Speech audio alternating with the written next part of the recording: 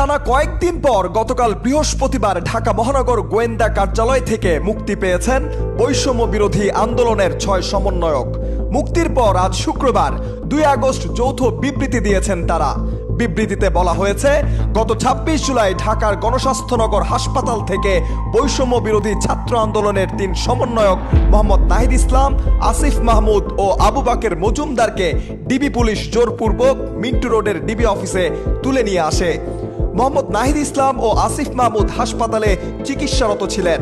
27 জুলাই সমন্বয়ক শারজিস আলম ও হাসনাত আবদুল্লাহকে science lab থেকে জোরপূর্বক ডিবি অফিসে তুলে নিয়ে আসা হয়। 28 জুলাই সমন্বয়ক নুসরাত তাবাসসুমকে ভোর রাতে বাসা ভেঙে জোরপূর্বক ডিবি অফিসে নিয়ে আসা হয়। মূলত আন্দোলন ও নেতৃত্বকে ছত্রভঙ্গ করতেই 19 জুলাই থেকে বৈষম্য বিরোধী ছাত্র আন্দোলনের সমন্বয়কদের গুম, গ্রেফতার, নির্যাতন ও হয়রানি করা হচ্ছে। 6 সমন্বয়ক বলেন, আমরা গুম, গ্রেফতার ও নির্যাতন থেকে নিরাপত্তা ও নিশ্চয়তা চেয়েছিলাম।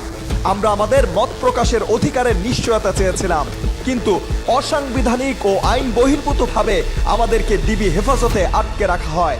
সরকারের কাছে আমরা এই প্রহসনের নিরাপত্তা চাই না, আমরা আমাদের ভাই বোনদের হত্যার বিচার চাই। অনেকে অপ্রত্যাশিতভাবে আহত। বিবৃতিতে আরো বলা হয়, আন্দোলন প্রত্যাহার করে ডিবি অফিস থেকে প্রচারিত 6 সমন্বয়কের ভিডিও স্টেটমেন্টটি আমরা স্বেচ্ছায় দেইনি। বৈষম্য বিরোধী ছাত্র আন্দোলনের কোনো সিদ্ধান্ত ডিবি অফিস থেকে আসতে পারে না। সারা দেশের সকল সমন্বয়ক ও আন্দোলনকারী শিক্ষার্থীদের অংশগ্রহণ ব্যতীত কোনো সিদ্ধান্ত চূড়ান্ত বলে গৃহীত হবে না।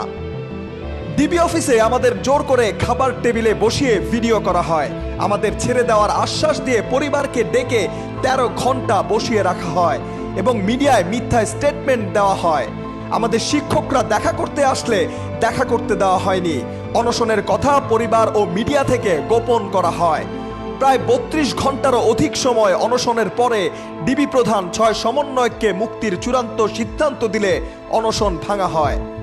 আমাদেরকে 1 আগস্ট দুপুর 1:30টায় পরিবারের জিম্মায় ছেড়ে দেওয়া হয়। আরো বলা হয়, স্বরাষ্ট্রমন্ত্রীর নির্দেশেই আমাদের অন্যায়ভাবে আটকে রাখা হয়েছিল।